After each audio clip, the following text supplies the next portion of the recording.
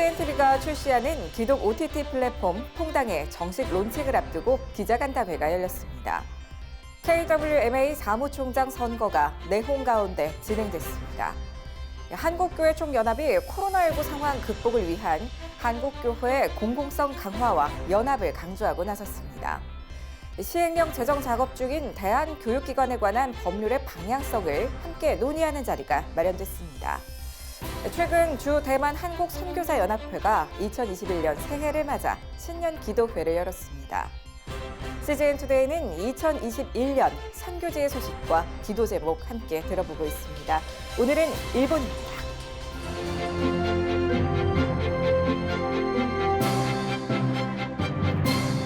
안녕하십니까. CJN투데이입니다. 첫 소식입니다.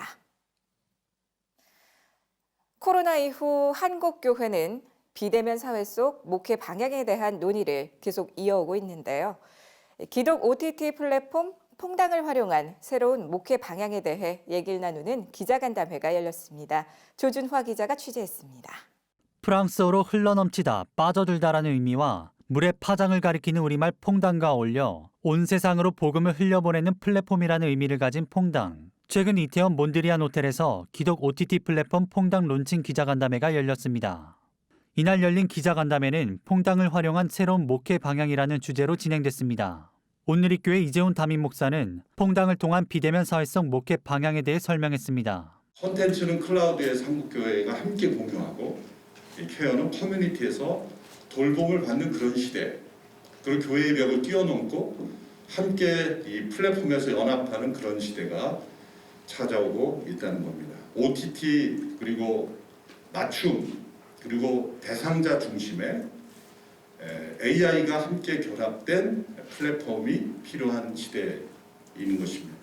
또한 이 목사는 퐁당의 출시가 교회의 벽, 기독 매체 간의 벽도 뛰어넘어 콘텐츠 중심의 하나됨을 이룰 수 있다고 말했습니다.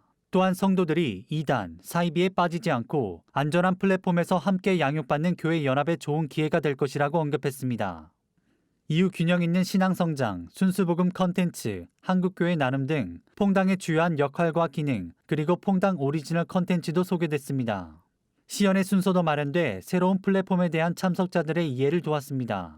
CJNTV 이용경 대표는 제2의 창업이라는 각오로 퐁당을 준비했다며 새로운 미디어 플랫폼 퐁당을 출시할 수 있어 기쁘다는 소감을 전했습니다. 여러 가지로 미디어계가 많이 변화하고 있는 가운데 그 어느 때보다도 이 퐁당 같은 그러한 맞춤형 그리고 클린 미디어 생태계를 대표할 수 있는 그러한 서비스가 필요한 때 저희가 출시하게 돼서 매우 기쁘다는 말씀드리고, 이후 CJNTV는 목회자, 선교사, 사역자 등을 대상으로 한 퐁당 출시 설명회를 가질 예정입니다. 설명회는 1월 28일과 2월 4일 오후 2시 두 차례에 걸쳐 줌과 유튜브에서 중계될 계획입니다. 퐁당은 2월 15일 정식 론칭을 앞두고 있으며 구글 플레이와 앱스토어를 통해 현재 진행 중인 오픈 베타 서비스에 참여할 수 있습니다. CJN투데이 조준하입니다.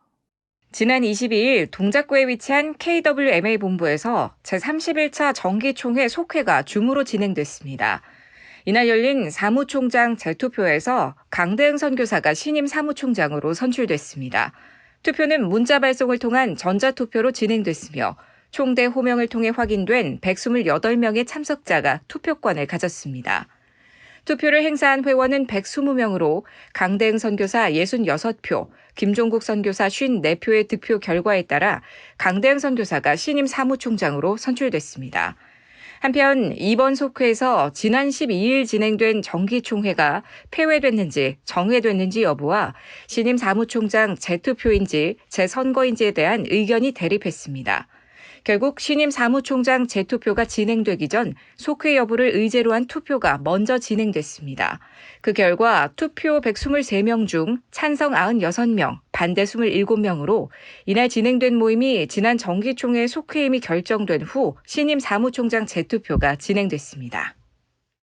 한국교회 총연합이 코로나19 극복을 위해선 한국교계가 함께 연합해 공공성에 대한 의식을 키워나가야 한다고 강조했습니다. 최근 열린 기자간담회에서 소강석 대표회장은 최근 발표된 코로나19 이후 교회 생태계 지형 변화 조사 결과를 언급하며 이 같은 의견을 피력했습니다. 기독교인 1,000명을 대상으로 한 조사에 따르면 기독교인의 80.2%가 한국 교회는 자기 교회 중심에서 지역사회를 섬기는 공공성을 강화시켜야 한다고 답한 바 있습니다. 공교회에 대한 의식이 없으니까 연합에 대한 의식도 없었고 교회 생태계 그리고 반기독교 악법 이게 막는데 별로 소수만 움직였지 한국교회가 무관심했다는 사실. 이를 해소하기 위해 한교총은 연합기관의 리더십을 강화시켜 나가야 한다고 주장했습니다. 연합기관 리더십을 재정립하고 공교회를 회복시키기 위한 원 메시지, 원 리더십을 위해 경주에 나가겠다고 전했습니다. 실제 교회 확진은 8%에 불과한데 국민들은 48%로 알고 있다며 대정부, 언론 상설기구를 통한 적극적 대응과 홍보가 필요하다는 점도 강조했습니다. 정부의 교섭 상설 조직이 좀 더 강화되어야 한다. 한교총은 올 한 해 차별금지법과 낙태죄 관련법, 사립학교법 등 현안에 대한 법제화 활동에 적극 동참해 나갈 계획입니다. 북한 산림 녹화 지원 사업, 동북아 교회 연대 추진, 통일운동 추진 등도 올 한 해 주요 사업으로 계획돼 있습니다. 지난해 말 등록제를 골자로 하는 대한교육기관에 관한 법률이 국회를 통과했습니다. 시행령 제정 작업을 거쳐 내년에 공포될 예정인데요. 어떤 방향으로 시행령이 제정돼야 할 것인가를 함께 고민하는 세미나가 열렸습니다. 김현정 기자가 보도합니다. 그동안 법의 테두리 밖에 있었던 대한교육기관들이 학교 명칭을 쓸 수 있게 됩니다. 대한교육기관에 다니는 아이들은 취학 의무 유예 대상으로 분류돼 법의 보호를 받게 됩니다. 이를 위해 대한교육기관들은 시행령에서 규정하는 적정 기준을 갖춰 등록을 해야 합니다. 이는 최근 국회를 통과한 대한교육기관에 관한 법률의 주요 내용들입니다. 재정 지원이나 학력 인정 등 많은 부분들이 협의하는 과정 속에서 생략되는 아픔도 있었지만 그렇지만 법적 근거를 마련할 수 있는 중요한 계기가 되었는데요. 앞으로는 이것이 우리 대한교육 현장의 수용성을 또 높이고 목소리들을 많이 반영해서 우리 학부모 여러분들이 안심하고 아이들을 학교에 보낼 수 있는 시설 기준 등을 비롯해서 등록과 관련된 합리적인 세부 기준이 아마 현장의 소리를 반영을 해서 적절하게 잘 제정되어야 되지 않을까. 시행령 제정이라는 난제가 남아있는 이 법과 관련 최근 교육대안연구소가 창립 세미나를 개최했습니다. 교육대안연구소는 기독교 학교교육연구소가 공적 영역의 활동을 강화하기 위해 최근 설립했습니다. 이날 세미나에서는 법의 실효성을 위해 보다 많은 대한교육기관들이 등록할 수 있도록 등록 기준을 완화해야 한다는 주장이 이어졌습니다. 대부분의 내용이 시행령에 의존하고 있기 때문에 시행령을 어떻게 정하느냐가 이 법을 살리느냐 유명무실하게 만드느냐를 결정짓는다라고 봅니다. 가능하면은 좀 많은 학교들이 이번에 등록이 되어서 뭔가 이렇게 등록된 대안학교 수가 기본적으로 많아야지 이 법이 의미가 있지. 학력이 인정이 안 되면서도 그 시행령에 있는 내용을 법률 수준으로 갖다 놨단 말이에요. 여기에서 이 법이 근본적인 한계가 있는 거고, 그래서 이거를 모체로 해서 시행령을 아무리 유하게 만들려고 해도 만들 수가 없어요.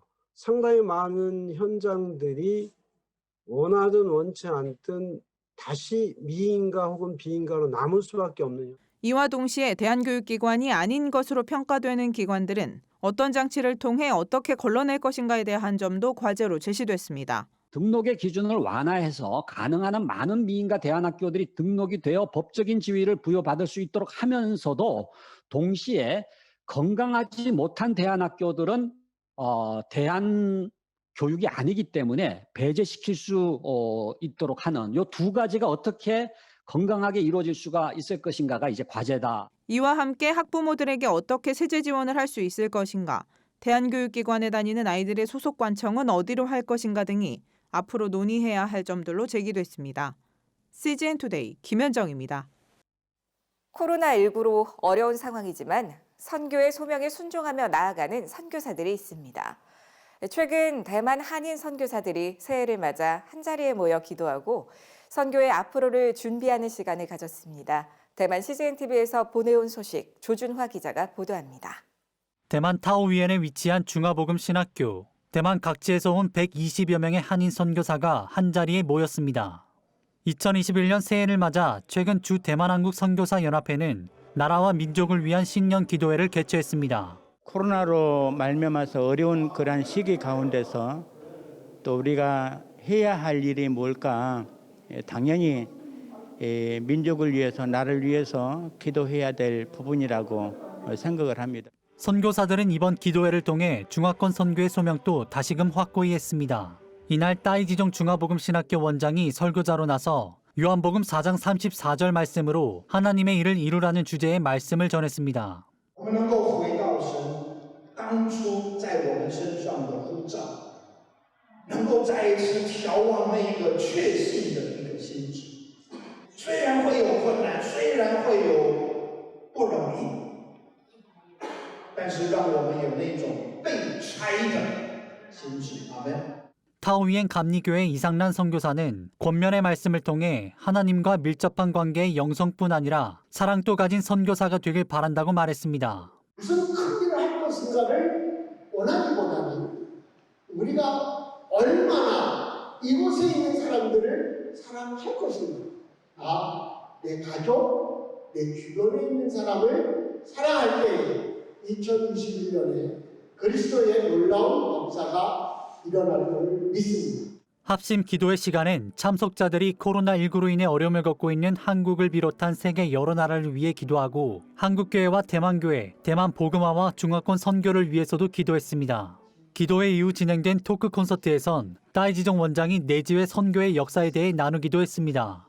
따이지종 원장은 중화권 선교의 비전을 위해 보냄받은 많은 한국 선교사들이 대만에서 복음을 선포하고 교회를 지은 것을 통해 많은 격려를 받았다고 말했습니다. 또한 그는 선교 가운데 도전적인 순간이 많지만 한인 선교사들이 굳건하길 바란다고 전했습니다. 然后呢，在这边建立台湾人的教会，让台湾人能够来治理、来带领这个教会。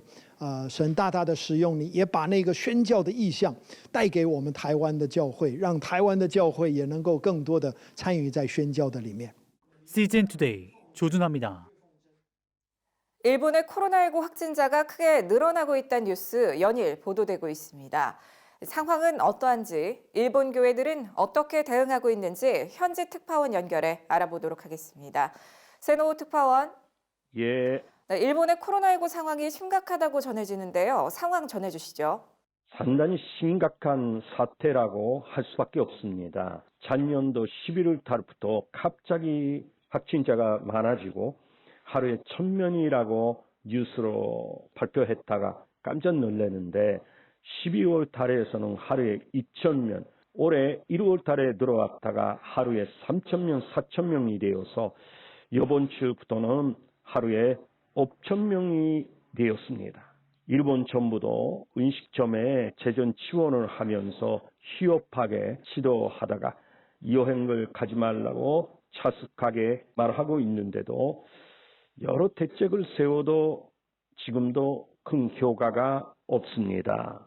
네, 그럼 코로나19로 인한 교회와 예배 상황은 어떻습니까? 동경, 오사카, 나고야라든 큰 도시 교회는 거의 다 대면 예배를 하지 말고 비대면 온라인으로 예배 드리고 있습니다. 따라서 지방 도시도 마찬가지 벌써 3차가 돼 있기 때문에 교회나 목사님, 선도님들도 익숙해되어서 그 혼란, 문제는 없을 것 같이 보입니다만 기도할 때 아닌가 그렇게 보입니다. 일본 정부에서는 교회에 대한 특별한 행정 지도는 거의 없습니다. 작년도부터 그랬습니다. 종교시설에 대한 그런 면령, 발령은 하나도 없었습니다. 그러나 교회는 모두 다가 자발적으로 자숙하고 있습니다. 예배 숫자를 많아지게 하고 선도를 분산시키고 대응하면서 예배 드리고 있는 것입니다. 그런 면에서는 한국과 비슷한 대응과 대책을 세우고 있는 것 같습니다. 네, 이런 상황 속에서 성도들의 반응은 어떻습니까? 예배는 교회의 생명이죠. 이번에 코로나19의 사태에 어떻게 예배하는가가 중요한 것인 것 같습니다. 일본 사람의 특징이 하나가 모든 것에 아주 신중하게 생각하고 신중하게 말하며 행동한다는 그런 특징이 있습니다. 그러니까 어떤 때는 너무 약하게 보이고 아무것도 안 하고 있는 것 같이 보이고 소극적으로 볼 때도 있습니다. 그러나 이런 사태가 되어서 일본 사람이 그렇게 생각합니다. 옛날에 있었던 것이 지금도 있는데 지금 있는 것이 옛날에 있었던 것이고 시간이 걸려도 반드시 이것도 회복될 때가 온다. 이렇게 생각하고 그리고 비대면 예배, 그 예배라고 지키고 있는 것 같습니다. 2021년 새해 기도 제목 부탁드립니다. 무엇보다 한국도 일본도 그렇지만 이번에 코로나19가 전직되어서 대면 예배가 될 수 있도록 기도를 부탁드리겠습니다. 교회의 생명이 바로 예배인데 예배는 하나님과의 관계만이 문제가 아니고 사람과의 관계도 포함되어 있다는 사실 우리가 잘 알아야 되겠습니다. 두 번째에서는 온라인 활성화가 되도록 그거를 가지고서 전도가 추진되도록 기도를 부탁드리겠습니다. 대면, 비대면의 양면을 가지고 있는 하이브리드 교회가 많이 일본에서도 탄생하게 기도해 주시면 좋겠어요. 코로나19는 교회가 무엇인지를 생각할 좋은 기회가 되어 있는 것 같습니다. 부흥을 경험 안 했던 일본 교회가 건전한 교회관, 신학을 가지고서 부흥의 준비가 되도록 기도 부탁드리겠습니다. 네, 세노 특파원 자세한 얘기 감사드립니다. 감사합니다. 오늘의 단신입니다.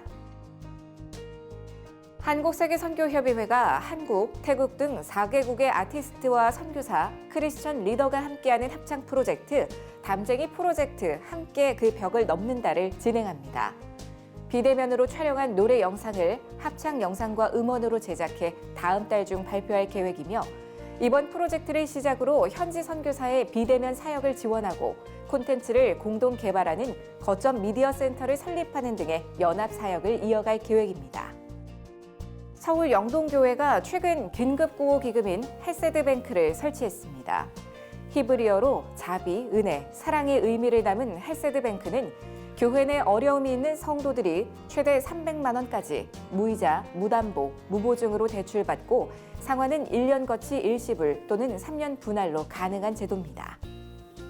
최근 에티오피아의 한 정교회에서 총격 사건이 발생해 750여 명이 사망했다고 미국 크리스천 포스트가 보도했습니다. 피해를 입은 시온 성모 마리아 교회엔 출애굽기에 기록된 언약궤가 안치돼 있으며 에티오피아 연방군과 암하라 민병대가 언약궤를 아디스아바바로 이전하기 위한 목적으로 교회와 주민들을 공격한 것으로 알려졌습니다. 복음 한국이 2월 2일 저녁 7시 30분에 겨울 온라인 청년 집회를 개최합니다. 이번 집회는 CCM 가수 달빛마을의 찬양, 도서 나는 주님의 것입니다의 저자 천정은 성도의 간증, 동성애 동성혼 반대 국민연합 운영위원장 기론평 교수의 특별 출연 등으로 진행되며 유튜브 채널 복음 한국 TV를 통해 참여할 수 있습니다. 세상에 바로 서고자 하는 그리스도인들의 눈 시즌투데이와 함께 소망의 복음을 굳게 붙잡으시기 바랍니다. 시청해 주셔서 고맙습니다.